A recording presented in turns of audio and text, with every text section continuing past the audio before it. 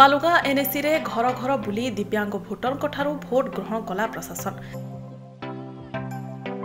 जातीय निर्वाचन आयोगଙ୍କ आह्वान क्रमे खोर्धा जिला बालुगां एनएसी रे 16 जन दिव्यांग भोटर निज मनपसंदर प्रार्थी को भाग्यशील करिसेंती भोट बाक्सरे।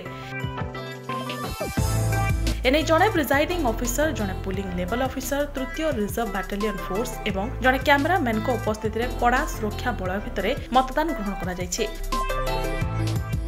दिव्यांगों मध्यरु 90% दिव्यांग थिबा सुशील कुमार परिडा निजर बहुमूल्य भोट तथा निज मनपसंद प्रार्थी चयन करी समाज पई प्रेरणा पालटिछंती।